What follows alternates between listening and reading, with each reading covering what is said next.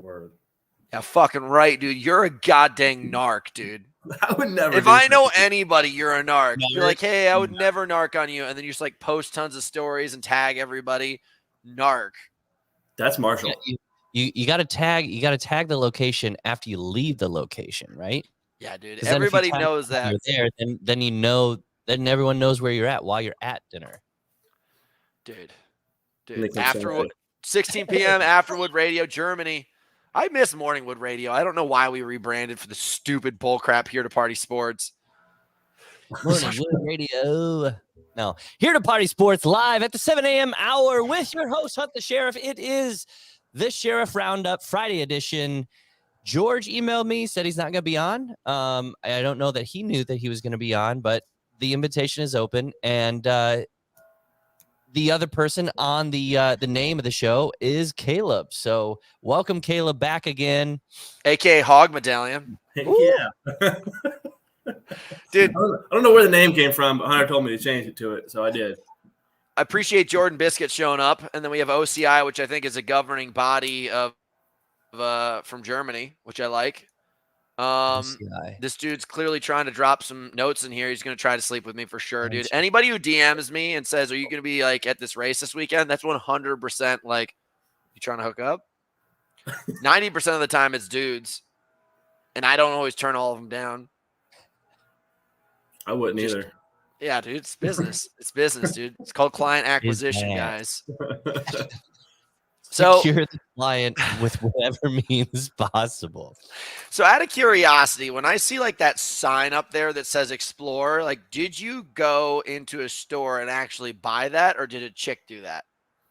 When I first purchased my place back 4 years ago, I was like, I have to do something to make this place not look like a shell. So I just went to like Hobby Lobby and started buying all kinds of stuff. I was like, I just need to put stuff in my place. Do you know that says this is the laundry room where dirty things become resolved? I don't, but I have a little sign above my kitchen that says "What the fork."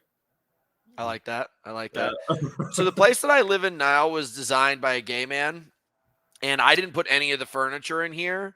So whenever people come over, they're like, "What's up, Hunter? Why do you have such good taste? You want to tell me something?" And I'm like, whoa. But there's like candles everywhere and everything. Like I catch myself lighting candles all the time. There's probably like $3,000 worth of candles in here that I've been burning to the stubs. And like, if you come to my cabin, like I have a walrus penis. I have a painting of like giraffes and stuff. It's like very clearly, I have Latifah. I very clearly have like things that are super out of place, designed by a heterosexual man who's not fully grown up. And then you come here and it's like, who's this other guy who actually lives here? You just said you bought a walrus penis, and that describes you as heterosexual. Well, understand that heterosexual men need to keep dick-shaped objects around them at all times to display masculinity and also to make sure that they're staying on the team. Because at this point in time, dude, people are swapping sides all the time now. It's very common in America. You know that. How much did that walrus penis cost you?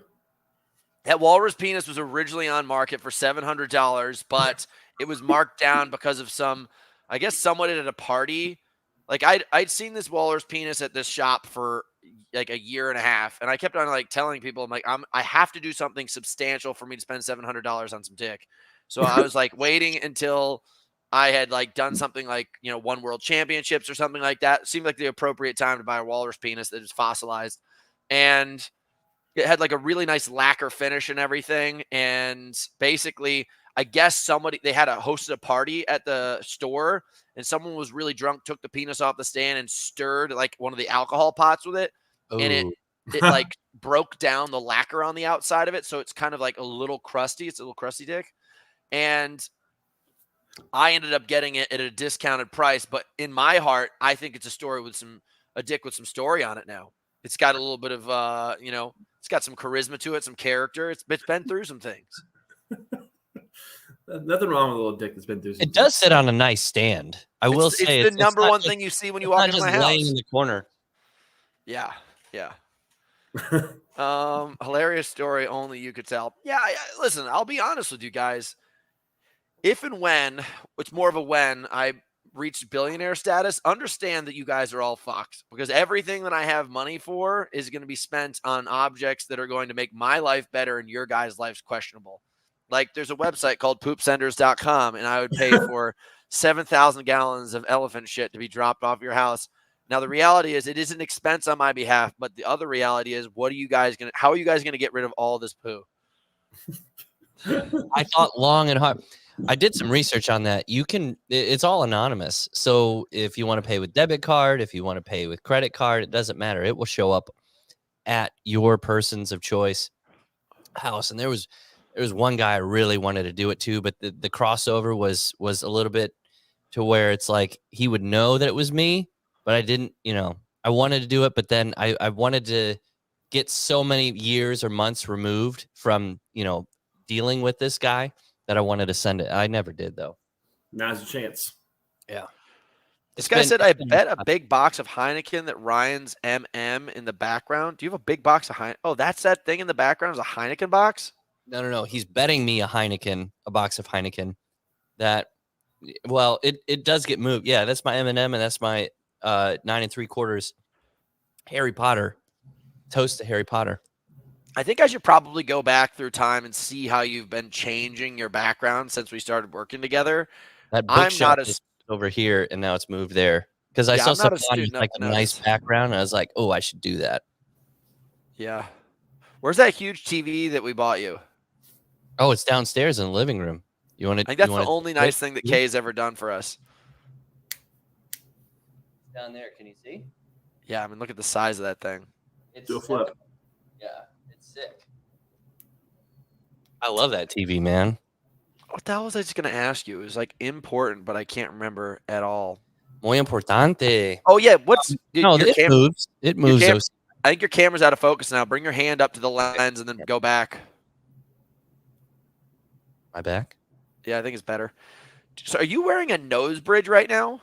Yeah, I'm on the verge of a cold, so I've been taking a lot of zinc, a lot of Zicam, a lot of vitamin C, and I got some Vicks chest rub, and yeah, I got a nasal bridge. It really does help. I was having some before I ran the marathon, and I went out and bought this. I couldn't breathe at all. It really does open it up. It's not hogwash. If I was gonna buy a pharmacy, I'd put it right next to your house. Every time I talk to you, you're sick. I'm sick, yeah. Do you ever get sick, Kaleb? Not really. I haven't been sick in a really long time. Yeah. I don't know what it is. Ever since I've been single, I've never been sick again. So I just like sit on top of mountains and I just work with my man mojo, kind of like Austin Powers, and I just continue to amplify the masculinity that I have going on inside of my body, never sharing it ever. And I just keep on cultivating power, and I'm never sick anymore. That's very true. Since I've been single, that's kind of what's happened to me. I haven't been sick since then. But while I was in a relationship, I was always sick. So you're saying women are witches, and they're casting spells on us at all times? Because I've been slowly kind of coming to that conclusion. Exactly. Aisha, we'd love to talk to you about this, being that you're our only female fan. That shows up answers on the regular, yeah. Yeah, Aisha, what's going on? Hunter is healthy when single. Tell us. He's playing with the dirty ladies. Listen, I'm not specifically putting this arrow towards any one chick. I'm just saying more so I can't tell if I'm just in my most optimal state when I'm single. Stress-free. Aisha's been kind of quiet in the background. Aisha, we're giving you a platform right now to share whether or not women are witches. I don't know if she put her phone down or something. Aisha, we need you. Yeah, Aisha, we want some gosh darn answers. Okay. It's definitely our fault. Thank you. Thank you, Aisha.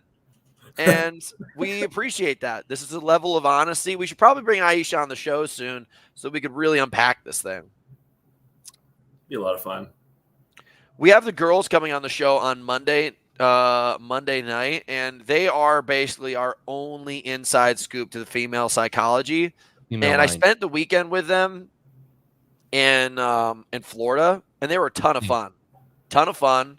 Very, very helpful. But then any single time things got above this like threshold of like coordination in life, they just unraveled and lost their minds.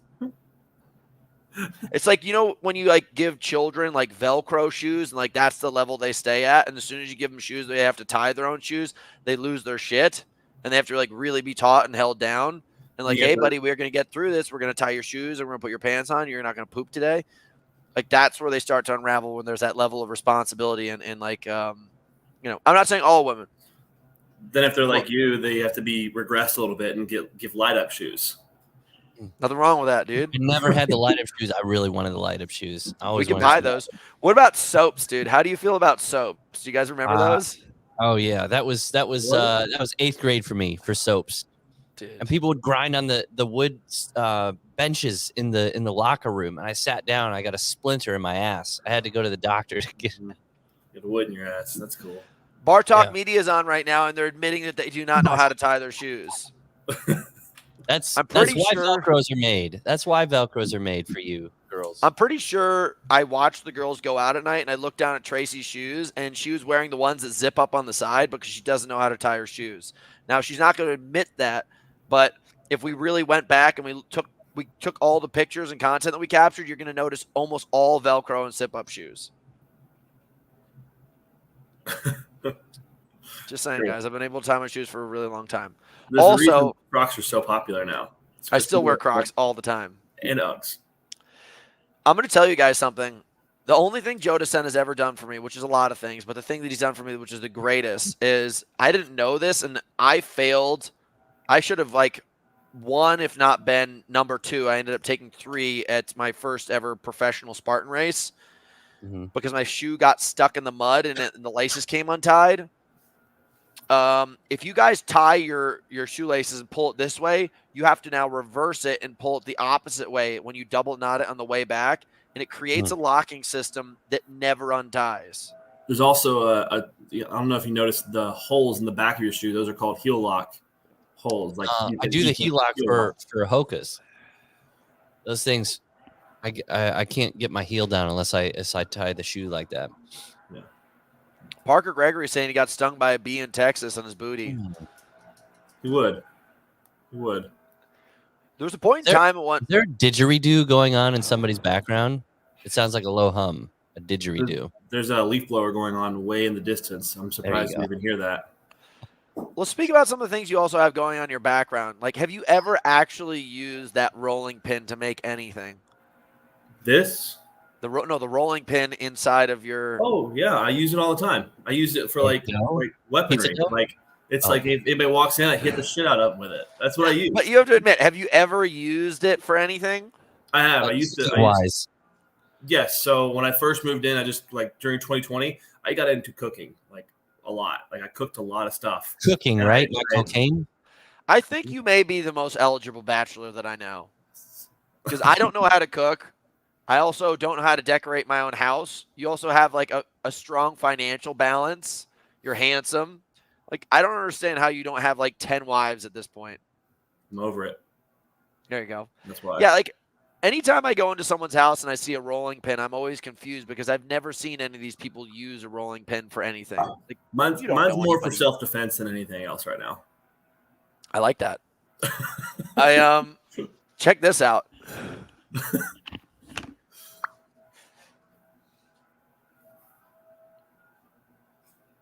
He's going to bring his baseball bat out. Or the dirty hairy gun. Or the dirty hairy gun. Or I love new penis that we haven't seen yet. No, the whale penis is at, or the seal penis is at the cabin. We're just going to watch him wander around everywhere. This would be a point. For those of you listening later in the show, he's walking around his bedroom, pulling up one side of the mattress. He's gone around to the other side of the bed, and now he's came back. Well, that's not a good sign, dude. My battle axe is missing. I also have a large, fully loaded gun here. Is that the dirty hairy gun? Yeah, dude. I have the dirty hairy pistol, but I also have this battle axe that I won during the Go Ruck games. Yeah. And yeah, sure, I won a bunch of money too, but it doesn't really sit with me the same way that battle axe does. It's the cleaning ladies, they stole it. I wouldn't doubt it, but who the fuck would steal my battle axe? It's a kind of a dick move. I also have to pee. I'll be right back, and I have to look at my battle axe one more time.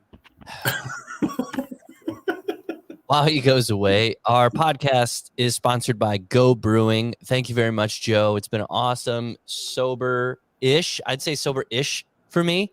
But like last night, I have it still right here.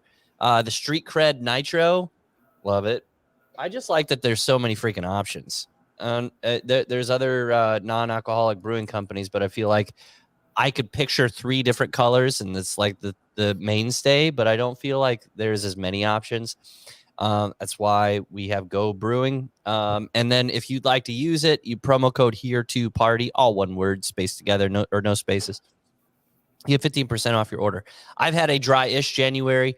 It's definitely helped. And, you know, like last night doing work, I wanted to taste the beer but not be buzzed. So I grabbed me a Street Cred.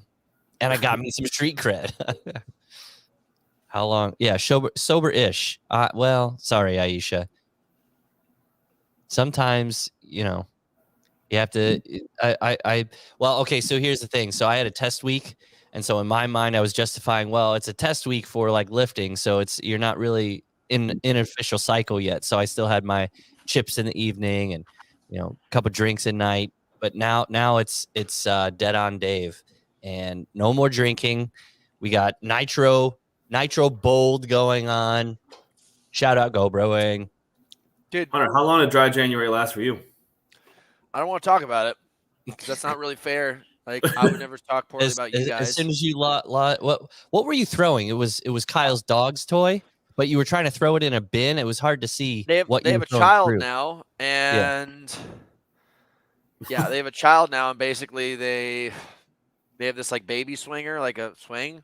Oh, and I was like, let's see who can get the thing inside that. And like just a stupid man competition. This is how simple men are. We're like, hey, we could do a bunch of other things, but let's just throw something into a thing. And basically, I lost. I've probably had less than 10 drinks this entire month, which I'm proud of, which is a big accomplishment for me. Because in reality, like, I do consume booze every night. Now, I don't consume booze at a rate that like would be alarming, but I don't really see alcohol, at least in my way that I'm taking it in, as like a problem. Like 2-3 bottles a night, no big deal. No, I'm just kidding. But I will have a beer with dinner and I'll have a glass of wine. Like, it's nice. Yeah. But I don't like, there's no reason to have the alcohol content. It's the taste. And that's why I've been drinking these things. I actually had to work out for 3 hours on the bike yesterday, and I had 2 of these cans of IPA because I was just like, I'm so sick and tired of drinking Builder. I was like, I'm going to start drinking beer. And it was nice. And I do really like the flavor. So what they did say is, Joe emailed me and he goes, the QR code, if you can see that, but the QR code on each one of the cans directs you to the story of like the artist that created the background picture on all of these. We've been negotiating about getting our own Here to Party Sports can. Oh, I like that. Dope. Yeah. Like every time I talk to a brand, the main warehouse is in Naperville, Illinois. Such a rich area. It's a suburb. Aisha, let's be honest. I'm not sick and tired of Builder, but when you're sitting on a bike and you've literally been drinking, I've drank 3 bottles. Eventually, you just have to start consuming other stuff. It's what's called palate exhaustion. And I can honestly say I have about 5+ bottles of Builder every single day. Where's your bottle, by the way, Kaleb? I just drank it, but now I'm drinking coffee. This has got X2 and free. Because what's better than 1 caffeine of coffee? 2 caffeines of coffee. Yeah, I like Barry Swan saying right here. He's been taking pre-workout. Our Builder pre, when you get it going, I'm feeling like a tank. I literally was telling Kaleb this. So I did our training test. Originally, I started working with his coach the first week of December. So I had to go into his gym, and I had to basically strap myself into this machine, which is almost like a deadlift row kind of machine, where it has like, it measures the amount of like torque and power that you're able to produce. You want me to pull it up? Yeah, bring it up. Then what you have to do is you basically have to hit a high power mark. You have 6 pulls, and the highest pull you get out of it is your high pull. My first number was 554. And then after that, you hold 90%. You hold 90% of that for basically as long as you can. And I got 4 minutes. And I was pretty just wrecked by the end of it. And then this time I pulled 571, and I pulled it an average of so originally I did not 463 watts for an average of 4 minutes, and then I ended up pulling 520 for an average of 6 minutes. And so I added 50% time, and I also added 60 watts of more power. And I can honestly say, dude, I've been ripping. I've been training really hard in a smart way, but then I've also been taking like beta alanine, which is that thing that like buffers off of lactate. And then I've also been taking strength X2. I started that again in December, and the results are astounding. I had to stop taking strength. You know what's interesting? It's so big. Yeah, it does. It does help a lot. Like, I keep on saying this, but I want people to hear it again. You are going to keep on seeing these bigger companies come into the space, and they are going to try to sell you on the products that they're already trying to sell to bodybuilders, and they're going to try to get you to take it and think that that's the product that you need. But products that are designed by bodybuilders are designed to perform for bodybuilders. There's a humongous difference in the ingredients and the dosing that you need to take to really be a hybrid performing athlete. And it makes a difference. It really does. Like, you know, and if you get the right formula, you train the right way, it's just accumulation of time, and you end up getting really good results. And I'm always kind of astounded by people's inability to understand what they're taking. But marketing is the best That's trick it. on the planet. This is the machine. And step it up, pull. And step up, awesome. Before This we get into destroyed it, you know me. what I think we should do? We should do a. Can you hear me? I think we should do a this or that. Is this a sound clip from a porn, or is this Hunter working out? I guarantee that There was a stern choke.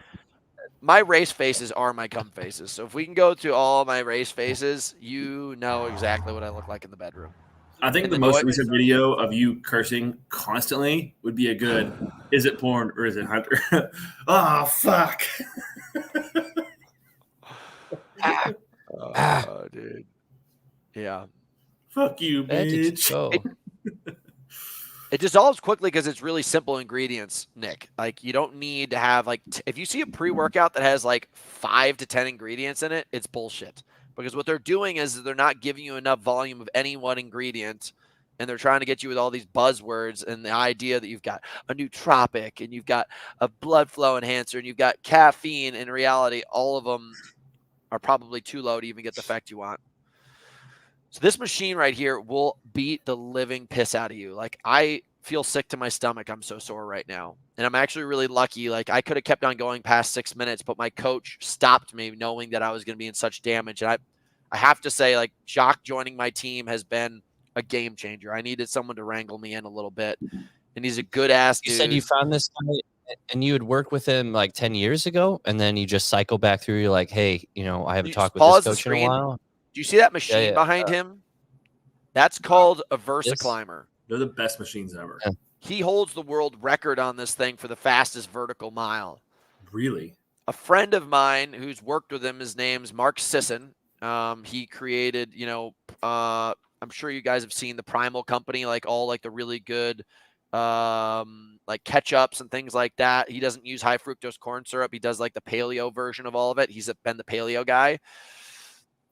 He loved the Versa Climber, and he's like, you're a freak. You got to go meet this dude, Jacques, that I know. And, you know, he was a really, really high level. I think he took maybe second at Ironman World Championships one year, and then he ended up starting all these businesses and was just a titan. He basically connected me with this guy, and at the time I was so young, and I was doing Spartan races, and I was also such a broke dick. Like, I couldn't afford to work with him, and I didn't even know the value of what he was presenting. I was too young to really understand it. I kind of got a little pot belly in that picture. It's pretty sad when you're pale as I am, you look fat in the wrong lighting. But I recognized when I was looking at High Rocks that it was just like Tour de France. Like he's a Tour de France, like he's a cycling power performance coach. He just is a power performance coach overall in all sports, but he specialized in endurance sports. And I was like, High Rocks is a mathematic equation. There are 16 opportunities to get faster, 8 runs, 8 stations. There is an exact distance of all stations, so it's not like ambiguous like Spartan racing where it's like it's not even a 5K. It could be up to 5 miles. You have no idea if there's going to be a sandbag carry. You have no idea what's going to ahead of you. So it's kind of hard to pinpoint what exactly to go after. High Rocks, there is no question what you're addressing. If you are either going open or pro weight, whatever it is, once you have the weight decided, you have the distance decided, the reps decided, there's no way to hide from the workload. So I was sitting there and I was looking at all these numbers and I was like, hey, I need to do this from a mathematics standpoint. I'm going to contact that guy and I'm going to see what he thinks of it. And within like half a day, he had like a whole equation wrote out for me. And he's like, this is how you get to 50 minutes. And I was like, whoa. I was looking at 52. He goes, no, it's possible to hit 50. And I was like, okay, we're going to do exactly what you say. And we've changed up our training. And it's very different. It's very hard because I never trained this intense. Like intensity fucks you up so badly you don't want to do it anymore. Like I feel sick right now. And that machine you're seeing right there, as I hit the highest point, if you imagine the top of a barbell clean, once it hits your hips, it's technically weightless until you catch it again. This thing right here is a torque band all the way to the top. And at the highest point, the furthest point that the machine will pull, it is then ripping back with me against me at the highest level of force. So it's a totally different experience. And it ends up really, really fighting you in the deceleration, which ends up training the muscular system at a lot more aggressive rate than a barbell would, unless you're really, really training the eccentric phase. So it just has a very, very aggressive way of taxing your system. So you have not only pulling up the compound movement. Yeah. So it's eccentric on the way down too. So you're fighting the weight on the way down. That pause right there. If you pause me at the bottom of the hole, it is ripping me into the ground, and I'm having to fight against it with as much power. Right there, pause at the bottom.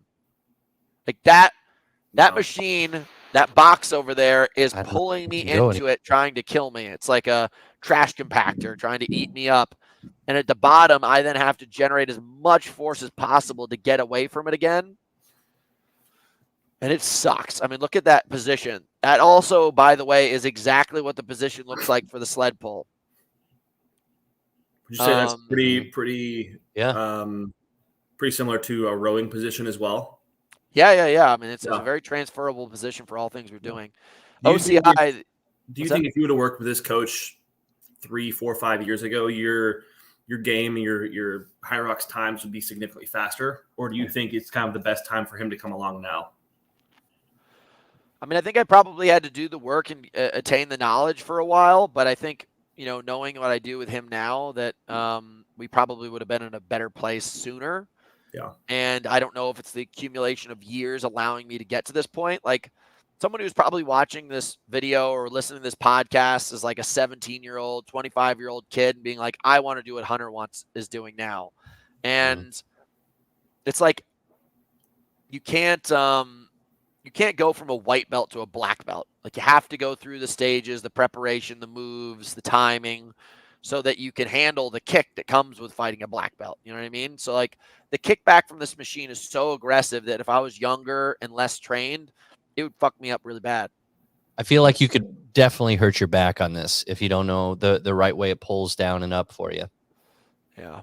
This guy right here, OCI, said, just a question on this beautiful Friday. Former triathlete, 169 centimeters, 63 kilos. Should I gain more kilos? If yes, to stay competitive in running? Well, if it's just exclusively running, dude, kilos are not going to improve your running time. They're actually probably going to get in the way of it. If you're a High Rocks athlete, you're 28 kilos lighter than me. Like that's a whole nother human being. Wow. And I don't know how tall. He's also a lot shorter. He's it's between 5'6" and 5'7" is how tall he is. Yeah. And listen, there's that guy, Eugene, who's in the Elite 15 racing against us in Stockholm. Like he's a small guy and he's in the Elite 15. So it's like Not that it's not that it's not possible, but like obviously if you're going to compete in high rocks, like you definitely don't have the power capacity to hang with people that are at our level. But what you could do is like do something like our ultimate engine, which is like training both at the same time, or you need to go through a very specific strength cycle, and then you need to start piling back on endurance. Just a tip. If I'm 80 kilograms, 180 centimeters, 23 years old, and I have a lot of muscle, can't get lighter, should I stay the same weights or try to lose muscle? Whining Spartan. Well, Spartan. I mean, dude, I was winning Spartan races at 90 kilos. So weight, once again, like you're going to have to build an engine, dude. You need to do the right work at the right time to make that engine work. Because getting lighter is not going to make your engine better. It's just going to create less stress on your body, which will be a cheap fix in the beginning. But you're never going to be able to beat people if you don't have the oxidative system that's been trained. An oxidative system takes a long time to train up. So yeah, if you look at most Spartan racers now, they're all really small guys and they're all runners. That's a big reason why I got out of it, is because you just can't keep up with the small guys anymore. I was 220, 230, and I was like, there's no way. They took all the heavy stuff out, the tire flips. And it's just like, there's no point. They lowered the weight of the Herc hoist, the drags, the carries, and it's just like, no, I don't want to do this anymore. That's when I switched over to high rocks. Dude, I'm really, really I'm really excited about this new like middle of the desert Abu Dhabi race that they have coming up, the 8-hour race. Tough Mudder one? Yeah, we're gonna do a broadcast for that thing, and it's awesome. It's giving her a lot of money. I know, it's crazy. I think it's a humongous mistake. Oh wait, hang on though. Wait, VJ was just on a podcast. I forget the guy's name. Maybe Obstacle Course Racing media podcast, and he was going through. He's like, "Yeah, the prize money is a lot. 20 grand." And VJ had kind of corrected him, and he goes, "Well, they've made all of prize payouts this year, dropped it down to 5 grand. Like every race now is 5 grand." He goes, "It's Dude, not the big." I'm gonna pause you. You're talking about something entirely. All right, sorry. No, don't worry. I could let you continue to talk, and no, do that it if was you'd like to, but we're not talking about the same race. Okay, sorry. No, don't apologize. We're talking about two different things. This is like completely outside of the bubble of obstacle racing. Yeah, you're gonna have to do some research because we're gonna do a broadcast on this thing. But for some reason, these really rich people in who are financiers somewhere in like Abu Dhabi or Qatar, I don't know. It's one of those places. They're backing like a $400,000 cash prize pool for a Tough Mudder 8-hour Infinity race. Now, here's the reality. The same people that have been coming to Spartan Race for the past 10 years are showing up. So they're not going to attract anybody who has these like star decorated like celebrity status that's going to help increase their business revenue. And these guys who have insanely small followings, no offense, it's just the reality, are going to show up there. They're going to post a couple stories, and then they're going to disappear. And this money is never going to come back to them. I think it's just some person out there who's got too much free time, too much money. And if you guys want to hop on a business call, I can tell you right now, pull the plug on this whole thing, because you're not making anything for yourself other than us watching and doing our own broadcast and just getting benefit out of it. Who would you like to see come out of retirement? So OG Spartan, who would you like to see come out of retirement? Atkins is going. Albin's going. Albin's going too? Yep, Atkins and Albin's going. I think somebody like you've got, and then like the tier below that, you've got Austin Azar. You've got obviously this kid Rylan, who's been having like a pretty substantial. He's got a very versatile engine. I don't know if he's got an 8-hour in him. You've got Uncle Kunkel. Like he's going too? Uncle Kunkel's going, dude. His testicles are just going to like collect moisture from the desert as he goes. His ball hair will collect it. And how do you think Hobie would do it in an 8-hour? I don't think Hobie would like do badly, but I think Hobie, if he puts his mind to anything, will do very well. Yeah. but it's very hard to compete against somebody like Albin and Atkins. Like, I think Albin technically is the better person in this position, but if it's in the sand, Atkins, just with his muscular endurance stamina and his grittiness, he'll probably win out. Didn't Atkins, for the first time in his career, win over in Abu Dhabi World Championships? Mm-hmm. Was that his first win? Yeah. So I think it's good for him. Yeah. Albin, you can never bet against. He's just such a freak. I haven't seen him race in so long. It's going to be good to see him race again. You know that he just wins like all of the circuits for like he's setting course records, all that kind of stuff for mountain running. He's not in like the 100 miles yet, but he's at like 100K already. He's at 50 to 100K. And then beyond that, there's on the female side, you obviously got Lindsay, you got Chris. Chris is a weapon. Like, those two girls right there are so far above everybody else. Like, it's just going to be the rest of the people just like sucking in dirt and sand for 8 hours and watching those people go make money. But these people are giving away so much cash. Like, other than paying for your ticket to get out there, everybody has the opportunity to walk away with anywhere from like $1,000 to $5,000, even at the bottom end of the totem pole. Yeah. I would like to see someone new step up and compete with Lindsay and Chris, but I just don't think there's anybody else in the field that could do it. Not even close to. I think the 24-hour thing ends up being a little bit of a conversation because even like really, really talented athletes can just every single hour becomes a higher level of risk. Like, you remember when Steph Bishop a couple years ago was winning the race and then she fell back and hit her head? Yeah. Like, there's unforeseen things that could happen. You could roll an ankle. You could get really bad blisters. You could fall back and hit your head. You could cut your hand open. Every single repetition ends up being a higher risk. And technically, usually the people that are going the fastest are doing things in the most aggressive manner. So it's the highest risk. So an 8-hour window, I think, is short enough that Lindsay and Chris will be running, 7 to 8 minute miles in the desert the whole time. And then the men are potentially going to be in like the 6 to 7 minute range the whole time. Mm-hmm. And there's just probably 3 guys on the guy side that can hold that pace, and just those 2 girls. And then I think it's probably on the men's side, like a 30-second gap to the next wave of dudes per mile, if not more.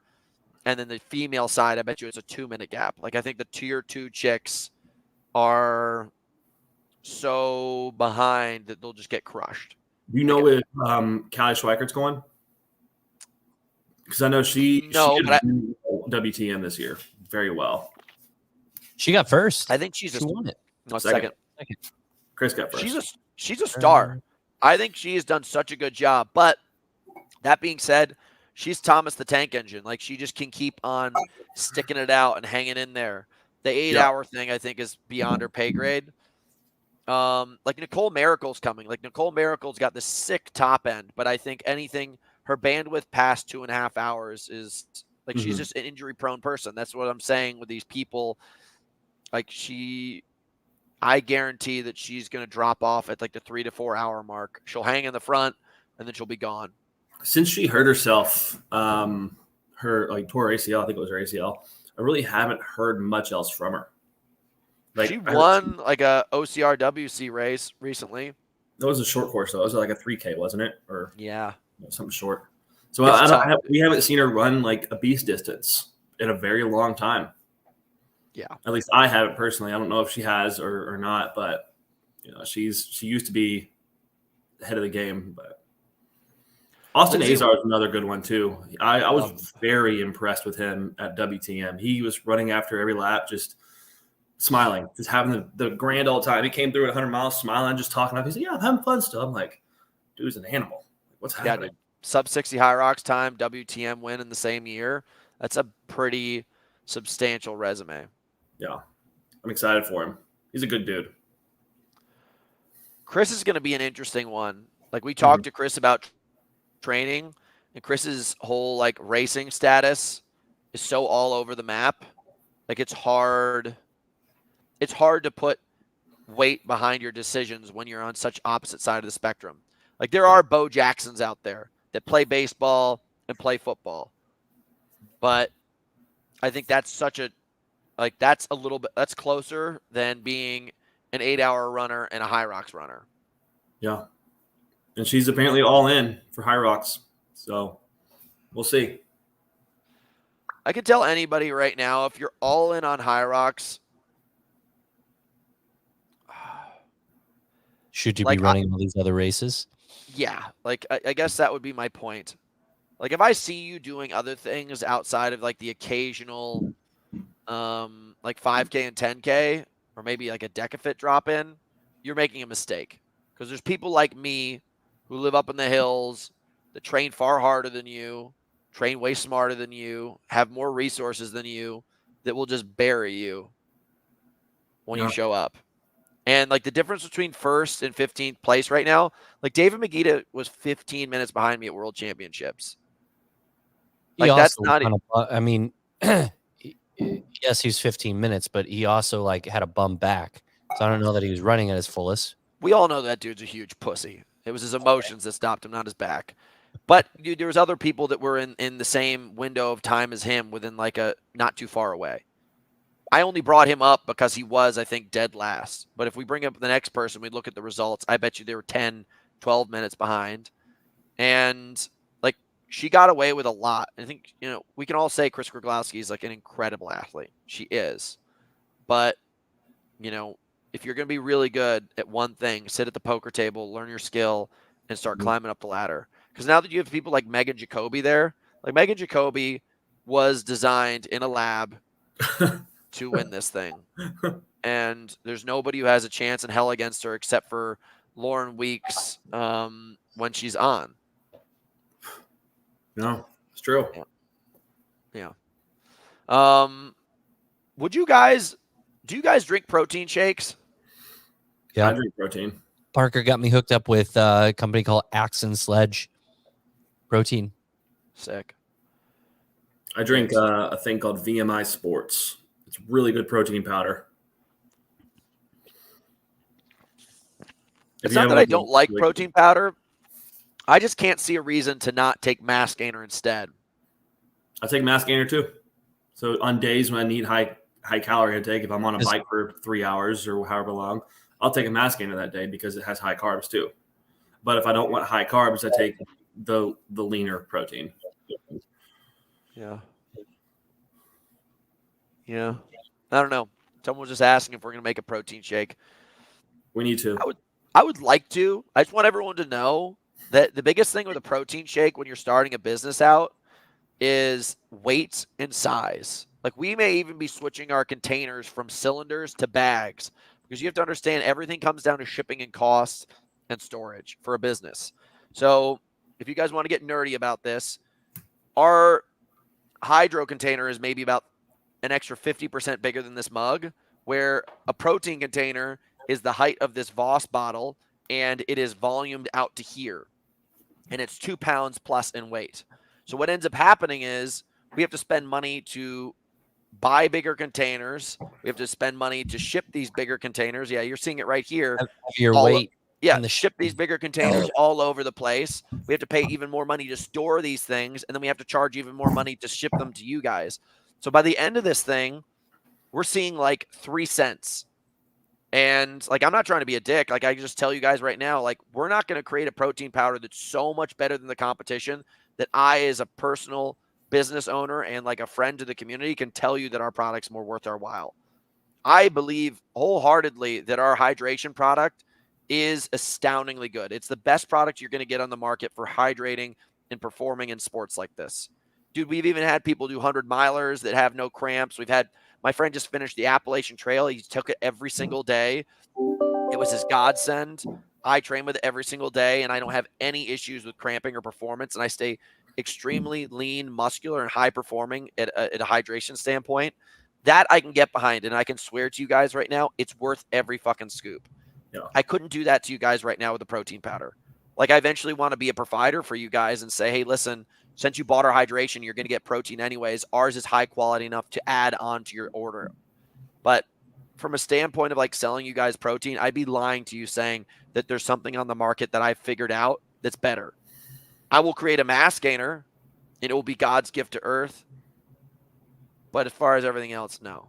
I'm curious what everyone thinks too, because we were talking about changing up the color of our containers. what does everybody think? Do you like the black containers, or should we go with white, or should we go with like red, white, and blue, or like what do you think? And also bags or tubs. I think bags are the better option. Yeah. Hey, talking about shipping to different areas, I did some research, and right now on average it costs us about $12 to ship, 12 to 15.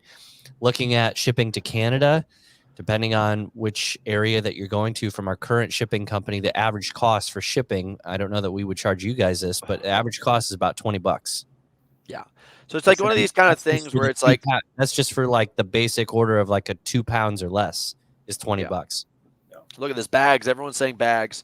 Another thing I'll tell you guys, someone said something about sodium bicarbonate. Like, we interviewed the best rower in the history of rowing, and he said he used to take sodium bicarbonate. I've done the same exact thing. If you're taking the right amount of sodium bicarbonate, which is a lactate buffer, you will likely get very sick and shit your pants.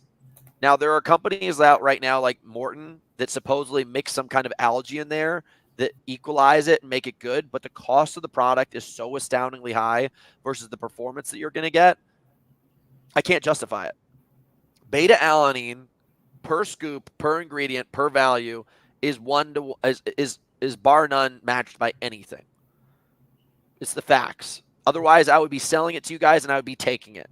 I'm very transparent with our brand. We tell you guys from the honest start, like, this is how we create our product. This is the time I take it. This is why I take it. This is what I get out of it. And I can honestly tell you guys, like, it doesn't get better than what we produce. Otherwise, we produce the better thing for you. So sodium bicarbonate's one of these kind of things where it is an opportunity, but it's almost like gas versus diesel gas. And being that we know somebody on the show who owns a diesel truck, diesel gas ends up being this like cruder, dirtier version of getting the job done compared to refined ethanol gasoline. And we found a thing that is more efficient, more costly, more beneficial to get the best opportunity possible.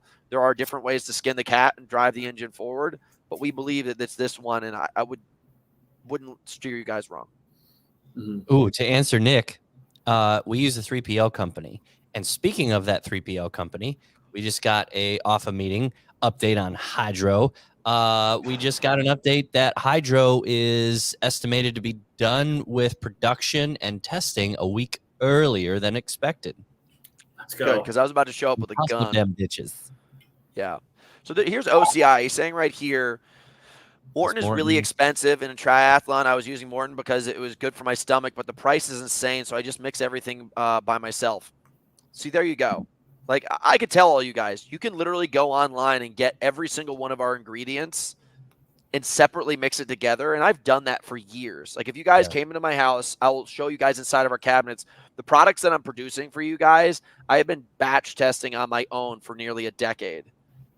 And then all of a sudden I was like, hey, wait a second, I can put this all in one container of convenience and give it to these people per scoop. And it's delicious and it's awesome. You know, it's one of these kind of things where you guys could go online right now to Amazon and buy everything separately, but then you will literally be taking over 30% of your shelf space in your kitchen, and you'll be just pouring powders all over the place. It's whatever you guys want to do. Like, I buy cars from a dealership, or I could just go into my garage and build one. So, you know, I'm not in the position where I'm going to build it. Also, VO2 max on the assault bike for intervals. I wouldn't use the assault bike unless I was hurt. The Concept 2 bike is a better piece of equipment. It's more valuable. It's more translatable. I think the assault bike's cool, but from an athlete standpoint, you don't need it. Yeah, look at this, dude. 4 capsules of sodium bicarbonate is 76 quid. So you would get more than 2 of our containers, and you're only getting 4 containers, 4 servings of that. You can't compete. You get 2 containers of ours and 60 servings versus 4. And I heard track athletes speak very highly of it. Here's the reality, dude. Like, they're probably getting paid. Probably getting paid to do that. I've taken it once or twice, and I wasn't a huge fan of it. Yeah, it was like, it's just like anything else. There's this company out right now. I'm not going to name them, but they're selling ketones. And every single major influencer and athlete's taking it right now. I've trained with almost every top-level athlete in every single sport. Like, I've been with higher-level athletes you guys can even imagine. And these are the blue chip names, the ones on all the billboards around the world. And I know what the fuck they eat. I know what the hell they do. And none of them are taking that. Unless there's a check associated with it. They're getting the bag and then saying, this is the best thing that is helping me with my performance. And yeah. If I could Thanos right now, I would Thanos about 10 dudes and chicks that I know on the internet right now that every single new product that comes out, they are now promoting it. They were promoting it for years. Yeah. So they were literally on a product that literally was negating the one that they're promoting right now 6 months earlier. And now they're on this one, and now they're on this one, and now they're on this one. And they're really good at bamboozling everybody. They're just very good with their angles and looking really good and putting their 10,000 shorts on and being like, yeah, guys, do this. That's why I look so fucking good. And then all of a sudden you spend time with them and they're like, you're just a bag of shit. You've got good filters on you. Like I was just down at Wadapalooza, and every person that I've ever looked up to on the internet, when you meet them in real life, you're like, this is a false prophet. Every single person. Not every single one. There were some smoking hot chicks. Every single one. You know who my favorite person was? This guy is called Fit to Serve. Oh, Fit to Serve. Yeah, he got into CrossFit. He's also pickleballer. Yeah. He's a good guy. He's a really great guy. I've messaged him many times and just said, like, I love your stuff. Now, I'm going to put something down here that's probably going to offend people. There is the Fitfluencer community, and now because of the way that our world's going, because of the way everyone's looking these days, there's the Fatfluencer community. There is literally a new genre of people. Like if you go into like Target, you're looking at most of the billboards in there of like heavier set people now. There is a totally different new way wave to market and brand this portrayal of the human being. And like 5 years ago, that did not exist. But now there's like, I think Southwest is literally giving heavy set people 2 seats now just because they're so heavy. Yeah. And I guess it's like a marketing ploy. It's a client acquisition, but that's crazy. My time has come. And let's go. I'm going to get 2 seats all the way over to Manchester. Dude, I identify as overweight. I identify as 2 seats. I need 2 seats. This is an interesting thing. Nick Hoyer has been working with us for a long time, and I didn't say any of this to offend anybody, but he said as an ex-morbidly obese person, he hates that. I am not trying to bash anybody. Like, I respect everybody, but I am a little bit saddened by the community that that's something that they're trying to normalize rather than, like, encourage healthy lifestyle, like transformation. It's more so how like to get healthy. Let's market this guy and like benefit off the fact that he looks like this and probably won't get better, and sell products to these people because he's a good client acquisition proposition. Yeah. So I guess the thing I want to really talk about, and we've gone way too far, is we are going to Manchester. It's our first company trip over to the UK. We're bringing Kaleb, and I guess, is this your first time ever international? Yeah. You've never left the country? No. No travel with the military? No. Are you scared? I'm not scared at all. I'm actually really excited. Did Aisha send you a beautiful passport case? She did not send me a beautiful passport case. That's right, bitch. Come on, Aisha. My girl. All right, dude? No one in my entire life has ever given me anything as thoughtful as her. Sorry. All my ex-girlfriends can eat shit. Aisha's my new girl. Yeah, dude. I think you're going to have a blast. I can really tell you the truth that my love for the United Kingdom and the surrounding countries is so next level. They're just the coolest, most down-to-earth people, and they love high rocks. They love fitness. They love drinking afterwards, which is like our lifestyle and culture. Like, I will say, work hard, we celebrate harder. Kaleb, when you go to one of those bars and you're standing there next to Hunter, don't order a Coors Light. What do you want? Bar is yours. Coors Light. Drink a cider. A cider? I love ciders, dude. I love ciders. I'll drink a cider, but I'll drink anything if it's given to me. Yeah. A cup of my own pee. Especially All women have 2 teeth and will fight you for a week. WKD. What is that? What's a For a WKD? weekend. For a wicked? Weekend. No, It's the short. Sure? Yeah, no, weekend. it's not weekend. That's not weekend, dude. Sorry, we need to know. There's actually a lot of pretty girls out in the UK. But you know what's really creepy? These chicks, they're not like they do have a totally different style of staying tan because there's no sun over there. They rub this brown creamer on their body. An Alco Pop. What the fuck's an Alco Pop, dude? Speak proper English, side. God dang it. Alcoholic popsicle. Yeah. I've never heard of that. He's not. Yeah, I these think Sai's girls, a little bit younger, and he's got all these like shortened terms that we're just. he's older than us, dude. Oh, But they is he? rub this brown stuff all over their body, and if you look at their hands, they wear like mitts when they rub it on to cover themselves, and you look under their hands, it's a super pale underhand and this like brown lacquer.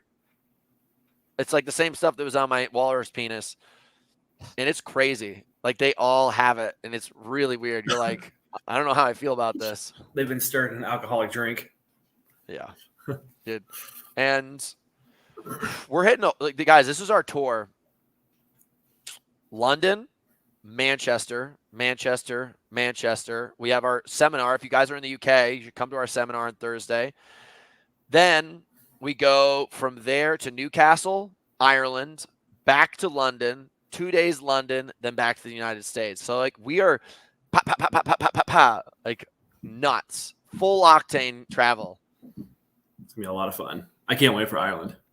Ireland's gonna be sick. I promised that I would take Kaleb. Listen, I'm just gonna be honest, Go Brewing. Like we respect you guys, but I'm gonna have to respectively step out of our relationship for 30 seconds, and we are going to get wicked partied up in Ireland because Kaleb deserves it. Caleb's never been to Ireland and never drank a Guinness, and we will drink not a little bit, but all of the bits. A lot of it. I'm going to try to fight Conor McGregor or anybody who looks like Conor McGregor. Like we are dress full up as on. Conor McGregor then. Yeah. Yeah. I feel like everyone over there looks like Conor. We would go to the South. Usually what we end up doing when we go over there is we reach out to like all the businesses that we've had relationships with to see if they'll want to have like part of our gym tour or anything like that. And I'll say, dude, for the UK, the South is definitely the lazier half of the population. The further you go north in the UK, the harder working, the more like amped up. The South is much like the South in the United States. Like their pace of living and their mindset, they're lazy. And if you're from their Marines training, show up any parking lot and let's beat each other up, dude. I'm ready, dude. I am standing by my words. I'm going to Newcastle because we got a new partnership up there. That's something we're going to, we'll probably drop hints to it pretty soon, but I'm pretty pumped. We're going to the Metro Center, I think. Is that what we're doing? Metro. So, yeah. There's a lot going on. Is there anything specifically you want to do besides get drunk in Dublin? Get drunk in London. Duh. You sound like you're See from British London. boobs. Have you ever seen British boobs before? I've never seen British They're boobs. shaped totally differently. So we can do that, dude. We can do that. And then Irish boobs. I have to say, the women that I love the most, and I'm not talking about necessarily from a romantic standpoint, but for just their attitude, there's the girls from Manchester and the girls from Ireland are just their term, I guess, would be rapid. They're just like wild, ornery chicks. They're awesome. And they'll like come up and buy you a beer. Like you're drinking pretty slow, pussy. Ornery, or are Here's you missing one. an H on the front of that? No, ornery. They're kind of like, they're a little sassy. Horny too, I guess. Like I'm sure everybody over there is horny because there's nothing to do other than exercise or have sex during the winter. Have babies. And drinking's included. And I'm not trying to be crass. Like I'm telling you a true cultural perception that I picked up on. It's like the same way if you go to Miami, you're going to go to the beach and drink around a pool, things like that. Dude, Nick Hoyer says his Irish wife is awesome, dude. So that's exactly what I'm saying, Nick. Like it's totally different. These chicks are different. I'm actually sick and tired of American chicks. Like they have this attitude about shit, like where they're like they think that they're more important than they are. Sorry, chicks, wake up.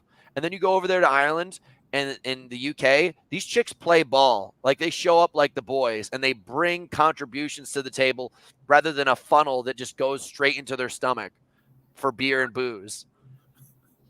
Yeah, like The chicks over there are fun to hang out with. They've got great attitude towards life. Like, I love it. I truly love their culture. And like, you'll see it, dude. Like, all my girlfriends over there right now, like people that I know, they're all making plans for us right now. They're all just pumped, and they're just like, they're rad. They're like a bro with good looking Daddy face. Hunter, come to town. That's definitely a German accent. That's solid though. Solid. You'll see chicks. OCI, when you come to Germany, you will see that the chicks with the hardcore conservative parents. You know what's interesting is like Germans are known for engineering, and they've kind of got a bad connotation through some of the behavior they did in the early 1900s. Let's not get back on that kind of stuff. But then they also have this really, really crazy, rambunctious, like sexual ties. Like they're known for their like, the BDSM, like sex nightclub type stuff. Like truly their culture is all wrapped up in that stuff. And it's odd that like people are so in rigid. Euro Trip where he goes behind and he's got to remember the safe word, and you know what I'm talking about in Euro Trip? He goes to the sex dungeon. Oh, but no, that's true. And like, I wonder why it's so weird. Every culture's got a little bit of a different kick to it. Thailand's somewhere we need to go. We need to go to Thailand. I want to ride elephants, and then whatever else happens, we're not going to talk about. Is your friend the Apache helicopter back? Is he done with his tour and he's back now? Yeah, dude, and he's got like a whole girlfriend, and like he's on the way to he's on his way to being like married. Wow. OCI, we're not saying your guys are like bad people, but you guys know that you guys have a pretty crazy sex culture in Germany. Like, I even heard originally when I first started doing work over in Germany, I sat down at the table with this older guy, and he was telling me that there's a part of the German culture where there's this town in summertime where all the couples just show up and they're swingers, and then they're swingers for a week, and then they all go back to their regular lives. And it's like really, really part of the culture. It's not like this like fringe society. It's like 100% just something you start to do at the point. Barry Swan, I once had to strip off naked and get into the Kit Kat club to get into in Berlin. So you had to get naked to get into the club? What is a Kit Kat club? I'm assuming the Kit Kat club is probably a sex club. Sounds like Aisha, what is a ping pong show? Oh, you know what a ping pong show is. You don't know what a ping pong show is? Come on. Maybe. Well, okay. Now that okay, maybe. Barry Swan, dude, being a total pervert on the show. Loving this. I think the update shows end up being so much better than we interview guests. We just have way more fun. And guests, like, we're interested in learning about them, but we're more interested in learning about Kit Kat shows. Because this is what humanity is really all about. Like, you can come on Morningwood Radio here to Party Sports and be honest with your friends. We are your guys' friends. Your best friends. All right, guys. I have to piss like a maniac. Couple things I want to give you guys updates on. If you are in the UK, we would love to spend time with you. We are going to be in Manchester. We're going London, Manchester. If you guys want to learn from the best to be the best version of yourself, we have that seminar going on. You can go to house training. It's all up there. Starting Monday is the new Ultimate Engine. I made a video about it, talking about some of the new aspects of the training, what I've learned over the past couple of years to give you guys a better experience. I think it's absolutely amazing. I'm very excited to share it. And that starts on Monday, January 22nd. And then last but not least, like, guys, we're really busting our butt cheeks so hard to get you guys the product back. And we are sorry that we mismanaged some of our purchase orders, but, Hydro is coming back within a week or two. Yeah. So instead of February 10th, it's going to be there probably like February 2nd, barring that there's no winter storms delaying the transfer of goods. Yep. Okay. So start of February as opposed to mid-Feb. So you guys got like 2 weeks to wait. And then beyond that, X2 is coming back. We also have some really cool stuff that's a top secret. I can't really talk about it right now, but you guys should want to listen. That's coming soon. And then I'm going to go pee. I'll see you guys later. Kaleb, I'll talk to you soon. We got to book a lot of tickets, dude. We do. See you guys. All right, brother. Late.